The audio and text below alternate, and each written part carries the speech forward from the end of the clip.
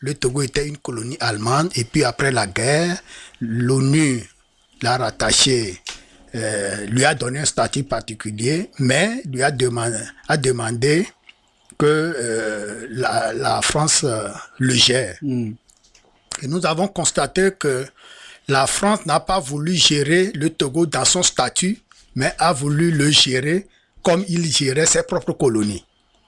C'est ce qui a fait que de temps en temps, eh bien, ceux qui incarnaient la lutte pour l'indépendance allaient à l'ONU pour faire des plaidoyers.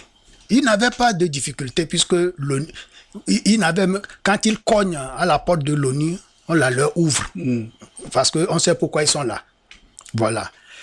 Maintenant, passé cette étape-là, la France a forcé, dit il faut aller à tel statut, à la communauté, etc., etc.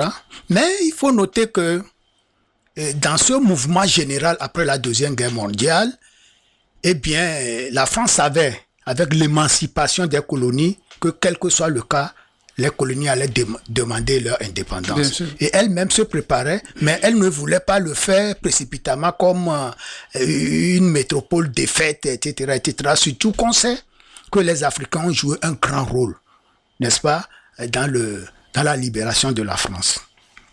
Mais ceux qui ont des statuts particuliers, notamment le Togo, et ceux qui incarnaient cette tendance-là, n'avaient pas voulu s'inscrire dans cette dynamique.